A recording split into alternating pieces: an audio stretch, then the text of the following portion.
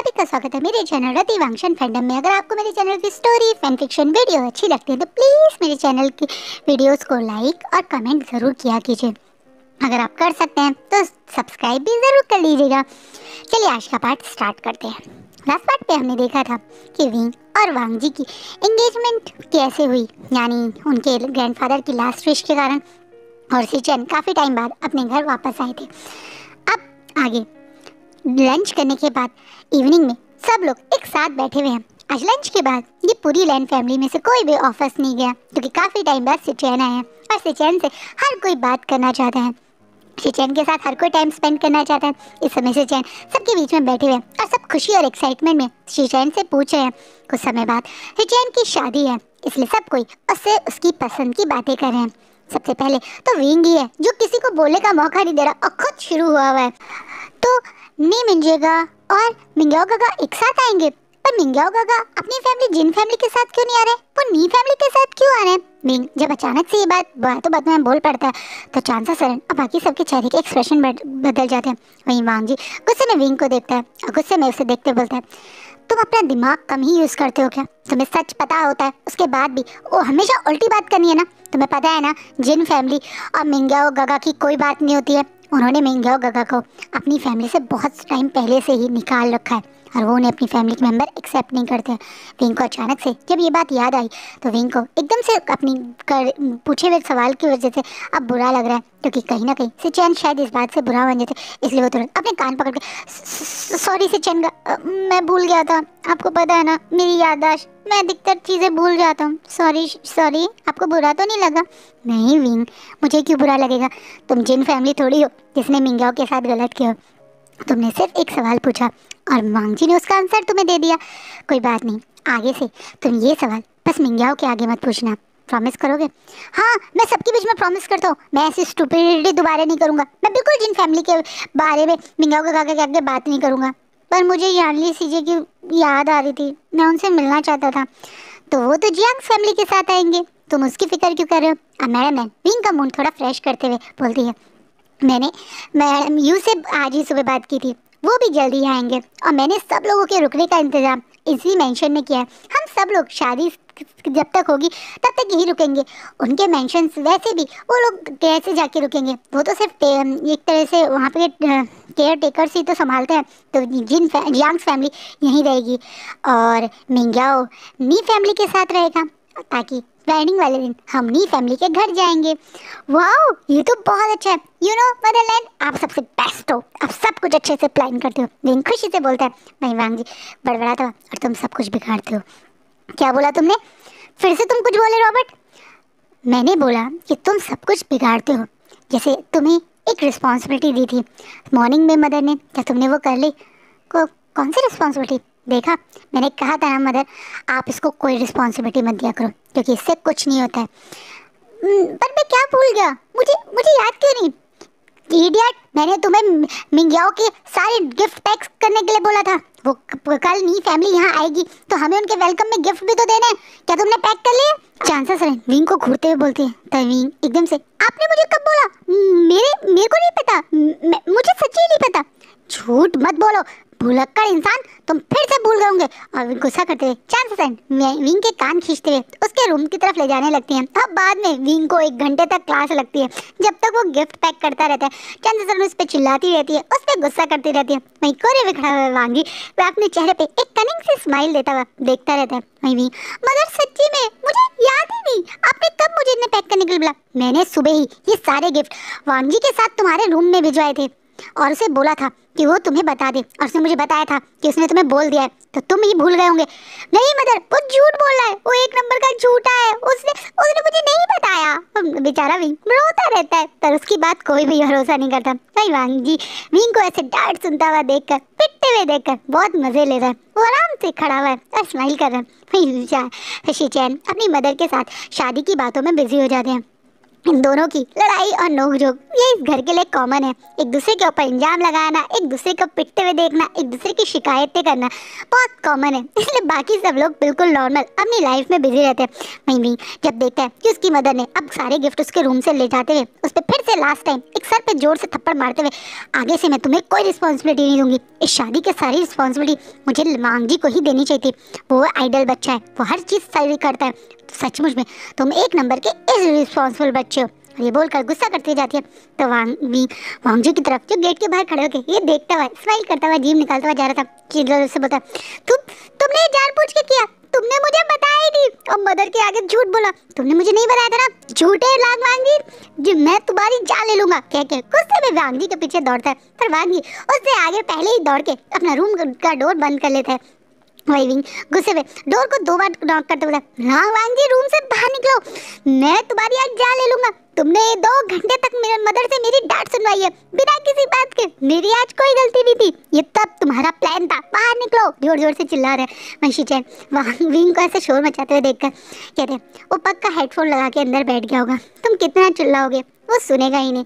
पर शिचैन का, अरे तुम दोनों ऐसे क्यों हो, कब बड़े होंगे विंग, अब तो तुम्हारा कॉलेज भी पूरा होने वाला है और वो तो पूरा कंपनी को संभालता है, पर फिर भी तुम दोनों छोटे बच्चों की तरह क्यों लड़ रहे हो, आओ मेरे साथ बैठो, जब से मैं आया हूँ तब से तुम मुझसे बात ही नहीं कर पाए, कैसे करता, मदर जानबूझ के गुस्सा कर करके पीट पीट के मुझसे गिफ्ट पैक करवा रही थी, कोई बात नहीं तुमने करा तो मेरी शादी का ही काम ना, आओ मैं तुम्हें वो गिफ्ट दिखाता हूँ जो मैं तुम्हारे लिए लाया हूँ। सच्ची में विंग 1 मिनट में वांगी की बातों को भूल के गुस्सा छोड़ के अब शिचैन के रूम में पहुंच जाते हैं। शिचैन उसके लिए जो गिफ्ट लाए हैं वो देखने, वहीं ऐसे ही ये रात ऐसी खत्म हो जाती है। वांगी और विंग की ये नोकझोंक रुकने वाली तो है नहीं, तो वो बेचारे बाकी लोग क्यों उस पर एनर्जी वेस्ट करें, इसलिए कोई कुछ कहता नहीं है। अगले दिन मॉर्निंग में एज यूजुअल 2 दिन बाद मतलब नी और जियांग फैमिली आने वाली है, तो आज एक नॉर्मल डे था जिसके अकॉर्डिंग वांगी रेडी होके अपने ऑफिस, विंग रेडी होके अपने कॉलेज और शिचैन रेडी होके अपनी शादी के लिए अपनी दोनों मदर्स के साथ पास में ही कुछ शॉपिंग के लिए और जगह देखने चले जाते हैं। दोनों फादर्स अपने अपने बिजनेस में चले जाते हैं। विंग अब अपने कॉलेज के बाहर से फ्री होता है और बाहर देखता है कि आज उसे पिक करने कोई ड्राइवर नहीं आया, तो वो कॉल सीधा अपनी मदर को ही मिला देता है, जिसको उसकी मदर बताती है कि आज सारे ड्राइवर इधर उधर काम में बिजी हैं, मैडम लाइन अलग शॉपिंग करने गई हैं, वो अलग कुछ ही काम की तैयारी कर रही हैं और एक उन सबकी कार्स अलग अलग है, वो बिजी हैं, तो वो किसी को उसे पिक करने के लिए भेज देंगी। वहीं भी गुस्से में अब बाहर बैठा हुआ है, अब फड़बड़ा रहा है, सबके पास कार है, पता नहीं मुझे कोई कार को नहीं देता, क्योंकि सब लोग इस शहर के लोगों की जान बचाना चाहते हैं। तुम जैसे इंसान के हाथ में कार देके तुम 1-2 लोगों को डेली उड़ाओ, उससे अच्छा तुम्हें कार ना ही दो। ये कोई और नहीं बल्कि जो वेट कर रहा था उसके पीछे खड़े हुए नाग वांगजी बोलते हैं। वहीं वांगजी की आवाज़ सुनते विंग गुस्से में वांगजी को देखता बोलते, तुम मुझे पिक करने आए हो, मदर को भी बस तुम्हारा ही नाम ला। सच कहूँ मुझे कोई शौक नहीं था तुम्हें पिक करने का, लेकिन तुम्हें अच्छे से पता है मैं चैंसन सैन मदर की बात को इग्नोर नहीं करता। हाँ, ये एक नया तरीका है उनकी बात को इग्नोर ना करके मुझे टॉर्चर करने का। मुझे नहीं जाना तुम्हारे साथ, जाओ घर वापस चले जाओ, कोई और ड्राइवर फ्री होगा तो मैं आ जाऊँगा। शाम हो चुकी है, कुछ टाइम में इस रोड पे एक परिंदा भी नहीं दिखेगा और तुम्हें लगता है कि मैं तुम्हें यहाँ अकेला छोड़ के चला जाऊँगा। चुपचाप से कार में बैठो, नाटक मत करो मेरे ध्यान रखने का, मैं कार में नहीं बैठूंगा और देखता हूँ मुझे कौन रोकेगा। गुस्से में अपने हाथ को मुट्ठी को कस के रोड पे खड़ा हो जाता है, मतलब अपने कॉलेज के डोर पे खड़ा हो जाता है। जिस बात पे अब वांगी पहले इधर देखता है फिर उधर देखता है, तो गुस्से में सीधा विंग के पास आता है और उसका हाथ पकड़ के उसे अपने कंधे पे डाल देता है, जिसे विंग जोर जोर से, ये क्या कर रहे हो बोरिंग अल्फा, मुझे नीचे उतारो, मुझे नीचे उतारो, बस चीखता रह जाता है। पर वांगी उसे सीधा कार में धक्का दे के अंदर बंद कर देता है और खुद कार के अंदर बैठ जाता है। वांगी जोर जोर से, डोर खोलो, मुझे तुम्हारे साथ नहीं जाना, चुपचाप से बैठ जाओ, अगर एक बार और बकवास करी ना तो जैसे अभी गोदी से उठाया ना वैसे ही धक्का दे के चलती हुई गाड़ी से नीचे फेंक दूंगा, चलो चुपचाप बैठ जाओ और सीट बेल्ट लगाओ। इस बात पे विंग को बहुत ज़्यादा गुस्सा आता है, पर उसे पता है ये बोरिंग अल्फा कुछ भी कर सकता है, क्या पता सचमुच में से चलती हुई गाड़ी से धक्का दे दे, इसलिए वो चुपचाप से सीट बेल्ट लगा के घूर घूर के वांगजी को देखने लगता है। हाँ जी, बहुत आराम से गाड़ी ड्राइव करके घर ले जा रहा है। इस बात पे विंग एकदम से फ्रस्ट्रेट होता है और बोलता है, अरे इतनी धीरे कार कौन चलाता है? मेरा कुछ टाइम में टॉक शो आने वाला है, मेरा एपिसोड मिस हो जाएगा, थोड़ा तेज चलाओ, मुझे घर जल्दी पहुंचना है। Talk show? कितने बड़े हो गए हो और अब तक वो टॉक शो देखते हो? पता नहीं क्या अच्छा लगता है तुम्हें और मदर को उस टॉक शोज में। चुपचाप से शांति से बैठ जाओ, मैं स्पीड इतनी ही रखूंगा। तुम्हें पता है उनमें कितनी अच्छी अच्छी गॉसिप आती है, मैं क्यों तुम्हारी वजह से वो मिस करूंगा? आज वैसे भी मेरा फेवरेट सेलिब्रिटी आ रहा है, मुझे उसकी पर्सनल लाइफ के बारे में भी जानना है। चुपचाप से गाड़ी की स्पीड बढ़ाओ। मैं नहीं बढ़ाऊंगा, तुम्हें बढ़ानी पड़ेगी। मैंने कहा ना, ये गाड़ी मेरी है, इसे ड्राइव मैं कर रहा हूँ और स्पीड यही रहेगी। अच्छा तो रुको। और ये बोल के विंग तुरंत अपनी कार के शीशे को नीचे करके बाहर जोर जोर से, मुझे बचाओ, ये अल्फा मुझे किडनैप कर रहा है, मुझे बचाओ करके जोर जोर से चीखने लगता है, जिससे वांग जी पूरी तरह से शॉक हो जाता है कि ये विंग क्या कर रहा है। विंग के चिल्लाने और चीखने से आसपास के लोग भी उसकी तरफ देखने लगते हैं। यहाँ तक कि सचमुच में एक पेट्रोलिंग करती हुई मोटर बाइक भी, यानी पुलिस की मोटर बाइक पे 2 लोग बैठे हुए भी उनकी कार को फॉलो करने लगते हैं और जल्दी से वांग जी की कार को आगे की तरफ रोकते हैं। पर जैसे ही वांग जी के शीशा नीचे करके देखते हैं कि गाड़ी ड्राइव वांग जी कर रहा है, गाड़ी में दूसरा पर्सन वी वुशान है, तो स्माइल करता हुआ अपनी गर्दन नाक की तरफ लाके इशारे में गाड़ी ले जाने के लिए ही बोलता है। इसे विंग को गुस्सा आ जाता है। वांग जी गाड़ी अपनी स्पीड से और ज़्यादा स्लो कर देता है, यानी पहले जो वो लोग 60 और 70 चल रहे थे अब सीधा 40 पे आ जाता है। और विंग को ये थोड़ा सा गुस्सा दिखाते हुए और बोलता है, भूल गए हो क्या तुम? तो तुम्हारे नाम और तुम्हारे किस्से पूरे टाउन में फेमस हैं। तुम्हें लगता है तुम्हारी इस नौटंकी से मुझ पे कोई फर्क पड़ेगा? पता नहीं कैसे घटिया पुलिस वाले हैं, मैं इतना चिल्लाया उसके बाद भी तुम्हें जेल नहीं ले गए। क्यों ले जाएंगे वो मुझे जेल? तुम्हें याद ना हो तो मैं तुम्हें याद दिला देता हूँ। ग्रैंडफादर ने तुम्हारी और मेरी एंगेजमेंट पूरे टाउन के सामने करवाई थी। टाउन का छोटे से लेके बड़ा पर्सन उस एंगेजमेंट का पार्ट था। तो सबको पता है कि तुम मेरे फियांसे हो, तो मैं अपने फियांसे को क्यों किडनैप करूंगा?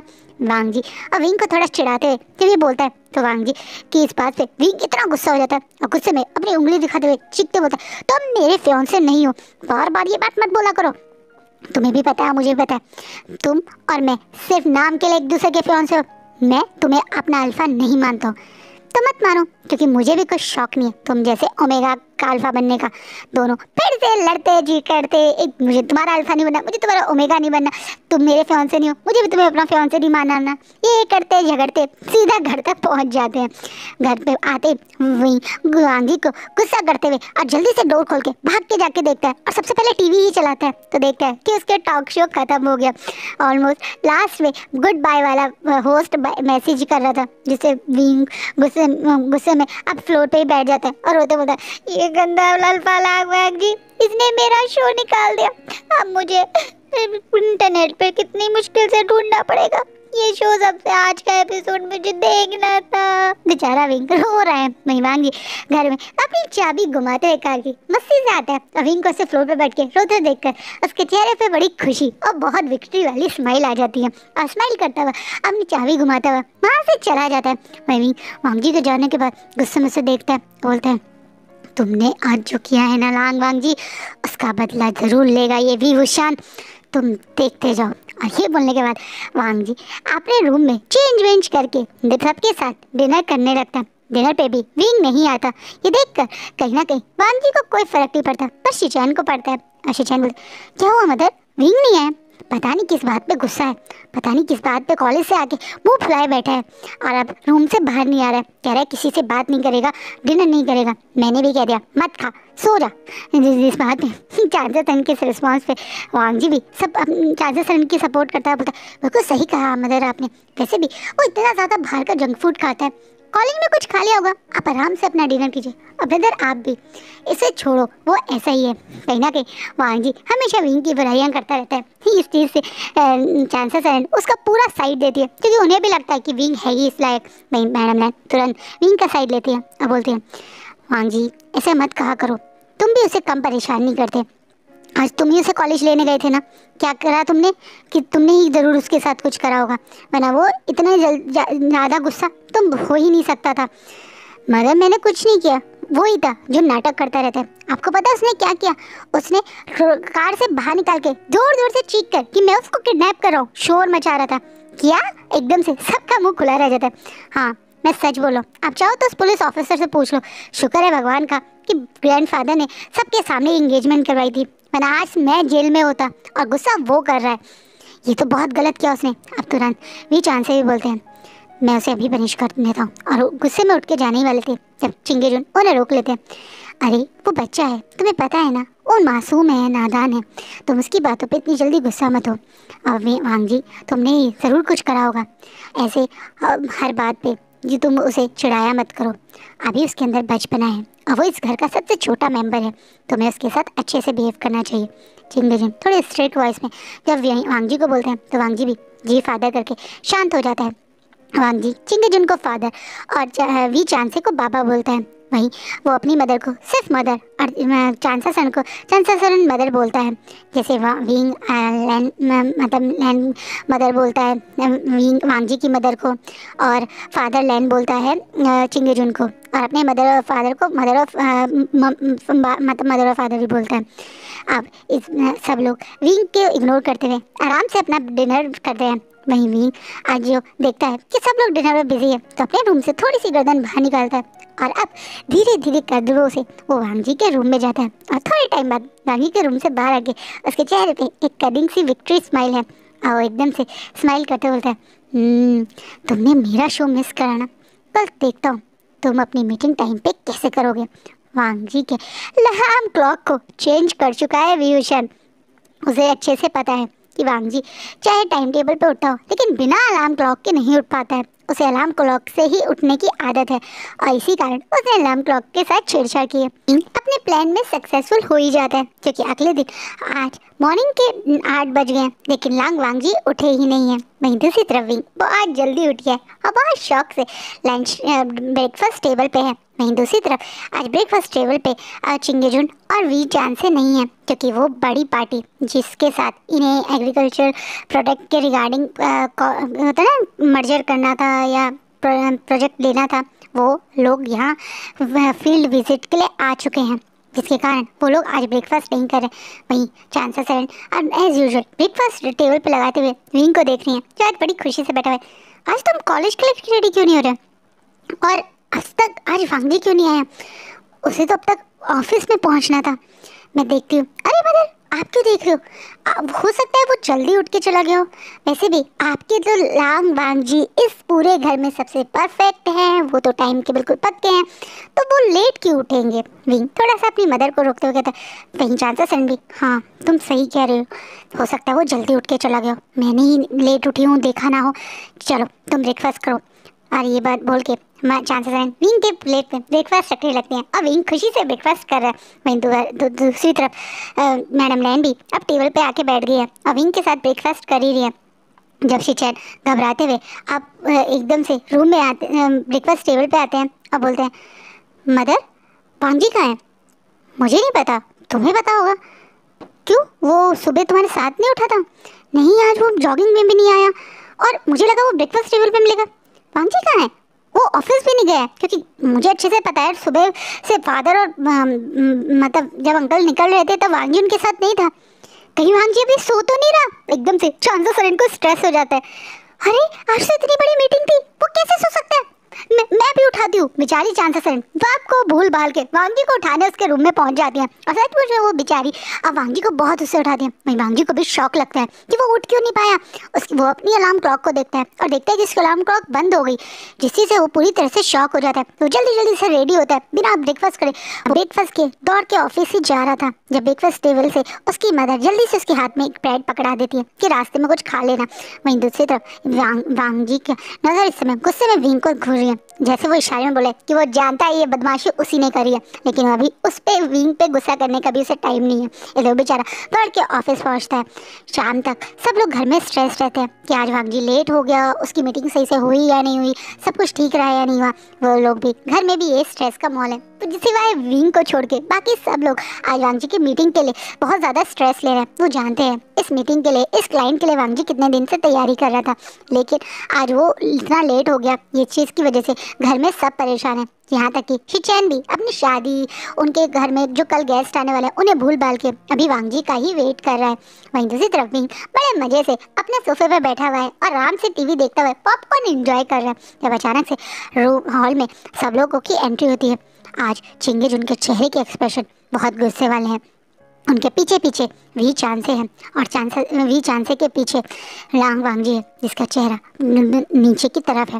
अब चिंगेजुन गुस्से में सबसे पहले वो बैग सोफे पे फेंकते हैं। चिंगेजुन को का नेचर ऐसा ही है, वो बहुत जल्दी गुस्सा नहीं करते हैं, हमेशा शांत रहते हैं।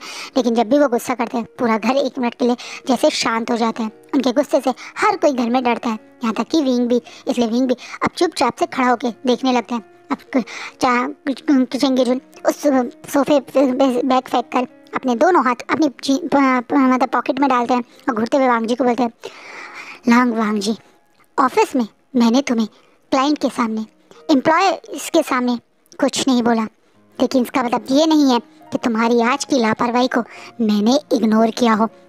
आज तुमने पूरी तरह से इस प्रोजेक्ट को हमारे हाथ से निकालने की तैयारी कर दी थी। ये प्रोजेक्ट तुम संभाल रहे थे, इस प्रोजेक्ट की डिटेल तुम्हें पता थी, क्लाइंट से तुम्हें मिलना था, विजिट तुम्हें करवानी थी, लेकिन उस समय तुम कहाँ थे? कहाँ थे तुम? वे जब चीख के एकदम से चिंगेजुन गुस्सा करते हैं वांग जी पे, तो वांग जी और ज़्यादा अपनी गर्दन नीचे की तरफ करके, I am sorry father. Sorry का क्या करूँ मैं? शुक्र मनाओ कि तुम्हारे सारा काम तुम्हारे अंकल वी चांसे ने किया। अगर आज वी चांस से सही समय पे वहाँ पे चीज़ें नहीं संभालता तो ये प्रोजेक्ट हमारे हाथ से जा चुका था। वी चांसे ने तुम्हारी सारी रिस्पॉन्सिबिलिटी संभाली, वो सबको विजिट करवा के लाए, उन्होंने पूरे प्रोजेक्ट को अकेले से वहाँ पे एक्सप्लेन किया। जितनी अच्छे से हम ये कर सकते थे हम नहीं कर पाए, और कारण तुम है। वो तो किस्मत मानो या भगवान का धन्यवाद करो कि किसी तरह से वो क्लाइंट इतनी खराब रिप्रेजेंटेशन के बाद भी इस प्रोजेक्ट को हमें ही दे रहा है। आज के बाद मैं तुम पे कभी भी इतने बड़े प्रोजेक्ट की रिस्पॉन्सिबिलिटी नहीं दूंगा। मैं समझ चुका हूँ कि तुम अभी भी एक बच्चे हो, आगे से तुम वी चांसे के साथ ही इस तरह के प्रोजेक्ट को कैसे मैनेज करोगे, बोल के चिंगेजुन गुस्से में वहाँ से चले जाते हैं, जिससे वांग जी की एकदम से आंखों में हल्के से आंसू आ जाते हैं। वो बहुत टाइम से अपने फादर के सामने ये प्रूव करना चाहता है कि वो भी अब बड़े बड़े प्रोजेक्ट संभाल सकता था, और इसके लिए वो बेचारा हार्डवर्क भी बहुत कर था। लेकिन आज फिर से वो वहीं आ गया जहाँ वो कई साल पहले इस ऑफिस को ज्वाइन करने के समय था, यानी फिर से उसे वी चांसे के साथ ही सब कुछ करना है। वो वी चांसे के असिस्टेंट बन के क्या कह सकते हैं, उनकी सुपरवाइज़र और गाइडेंस के अंडर ही में ही अब प्रोजेक्ट संभाला करेगा। ये सुन के उसके चेहरे पे एक्सप्रेशन बदल जाते हैं और ये देख के घर में सबका मुंह भी उतर जाता है। सब लोग जानते हैं कि आज फिर से वांग जी की वापस उसे स्टार्टिंग पॉइंट पे आ गया है। वांग जी अब गुस्से में विंग को देखने लगा। वांग जी अपने हाथ के उस ऑफिस बैग को जोर से विंग के पैरों में फेंकता है, जिससे विंग एकदम से उछल जाता है और गुस्सा करते हुए उस पर चीखते बोलता है, मिल गई तुम्हें खुशी, मिल गया तुम्हें आराम, तुमने जानबूझ के किया, तुमने जानबूझ के मेरा अलार्म क्लॉक खराब किया था। आज तक मेरा अलार्म क्लॉक कभी नहीं रुका, लेकिन तुमने ये जानबूझ के किया। तुम मुझसे बदला लेने के लिए मेरी लाइफ को बर्बाद करने पे आ सकते हो, मुझे उम्मीद नहीं थी। विंग जब वांग जी चीख के बोलता है तो सब लोगों का ध्यान अब विंग और वांग जी पे जाता है। चांसा सरन गुस्से में विंग की तरफ बढ़ती है। विंग अब घबराते हुए अपनी गर्दन नीचे करता है। चांसा सरन अब गुस्से में विंग को एक बहुत जोर से उसके गाल पे थप्पड़ मारती है, जिसके कारण अब विंग की आंखों में हल्के से आंसू आ जाते हैं। वहीं दौड़ के शिचैन चांसा सरन से विंग को बचाने लगता है, क्योंकि शिचैन समझ चुका है कि आज चांसा सरन विंग को बहुत पीट सकती है और वो बहुत गुस्सा भी है, इसलिए वो रोकते कहते मदर रुकिए, वो बच्चा है, यही तो प्रॉब्लम है, हम इसे बच्चा समझते रहते हैं। क्यों किया विंग तुमने ऐसा, क्यों किया तुमने वांग जी के साथ ऐसा? आई एम सॉरी मदर, मुझे पता नहीं था कि आज ये वो वाला दिन है। मुझे लगा कि आज वांग जी कि नॉर्मल ऑफिस डे होगा, मैं तो बस ये चाहता था कि वो थोड़ा लेट ऑफिस जाए ताकि अंकल उसे थोड़ा डांटे। मुझे नहीं पता था आज वो स्पेशल प्रोजेक्ट का दिन होगा था। तुम्हें पता कैसे होता? कभी तुम उसकी लाइफ में इन्वॉल्व हुए हो? कभी तुम देखते हो कि राम जी की लाइफ में क्या चल रहा है? वो तुम्हारा अल्फा है, तुम दोनों एक दूसरे के एंगेज हो, लेकिन तुम्हें ये तक नहीं पता होता कि कब वांग जी का स्पेशल प्रोजेक्ट का दिन है। मुझे पता है, नौकर को पता है, ड्राइवर तक को पता होता है, लेकिन तुम सिर्फ अपने इस फोन में, अपने इमेजिनेशन वर्ल्ड में रहते हो। तुम्हें कुछ पता नहीं होता घर में क्या हो रहा है। ऐसे संभालोगे तुम इस घर को? एकदम से जब चांसलर सरन गुस्से में बोलते हैं तो आज मैडम लैन भी विंग के सपोर्ट में नहीं आती है, बल्कि वो भी आज विंग पे गुस्सा करते हुए बोलते हैं, विंग, तुम्हारे एक मजाक के कारण सिर्फ वांगजी नहीं, बहुत सारे फार्मर्स को भी नुकसान हो सकता था। अगर ये प्रोजेक्ट आज चला जाता तो नुकसान सबको होता, कंपनी को, फार्मर्स को। तुम्हें पता है आज तुम क्या कर रहे थे? जब विंग को अब मैडम लैन फर्स्ट टाइम डांट लगाती है तो विंग अचानक से रोते हुए सबके सामने, सॉरी, मुझसे गलती हो गई, मैं तो सिर्फ एक छोटा सा प्रैंक कर रहा था, मुझे नहीं पता था चीजें इतनी बिगड़ जाएंगी। मां विंग जब ऐसे बोलता है तो आप शिचैन सबके बीच में अब विंग को सेव करते रहता है। मदर, वो धोखे में करा, आप अच्छे से जानते हो हमारा विंग कभी किसी को नुकसान नहीं करना चाहता, वो तो सिर्फ एक प्रैंक कर रहा था। विंग अभी के अभी वांगजी से सॉरी मांगो और जाके फादर से बात करो। हाँ हाँ हाँ, मैं ये करूँगा। आई एम सॉरी लंजा, मुझे नहीं पता था तुम्हारा काम बिगड़ जाएगा, मैं अभी फादर से बात करता हूँ। बेचारा विंग डरा हुआ अब वांगजी से बहुत दिन बाद लंजा बोल के उसे सॉरी बोल के दौड़ता हुआ चिंगेजुन के रूम में पहुंच जाता है। वहीं जब वांगजी चिंगेजुन के रूम में जा रहा है तो उसके पीछे पीछे आज शिचैन और वी चांद से भी जा रहे हैं, क्योंकि वो भी जानते हैं कि चिंगेजुन को जब ये सच पता चलेगा तो उन्हें भी विंग पे गुस्सा आएगा। वहीं वांगजी जैसे ही विंग वहाँ से चला जाता है तो गुस्से भी वहाँ से चला जाता है। अब हॉल में सिर्फ चांसा सरन और मैडम लैन खड़े हुए हैं। जब चांसा सरन मैडम लैन से भी सॉरी बोलती हैं विंग की गलती के लिए, जिससे मैडम लैन उस चांसा सरन से बोलते हैं कि वो क्यों सॉरी बोल रही हैं, और वहाँ से वो दोनों भी अब रूम की तरफ चले जाते हैं। चिंगेजुन के सामने विंग अब सब कुछ सच बता के उनसे बार बार सॉरी मांगता है। चिंगेजुन वांगजी पे बहुत गुस्सा थे, लेकिन जब विंग ने बताया कि उसकी वजह से वांगजी लेट हुआ तो चिंगेजुन को सचमुच में विंग पे भी थोड़ा गुस्सा आता है। लेकिन विंग एक बच्चा है और वो सिर्फ एक प्रैंक कर रहा था, उसे ऑफिस के बारे में भी ज़्यादा कुछ पता नहीं होता, इसी कारण चिंगेजुन उसे तुरंत माफ़ कर देते हैं और बहुत प्यार से उसे आंसू को पूछ के उसे रूम में जाने के लिए कहते हैं। उसके बाद चिंगेजुन वांगजी को अपने रूम में बुला के उसे प्यार से मतलब एक तरीके से उसकी रिस्पॉन्सिबिलिटी दोबारा देने की बात कहते हैं। जिस पोजीशन पे वो पहले काम कर रहा था उसी पे काम करने के लिए कहते हैं।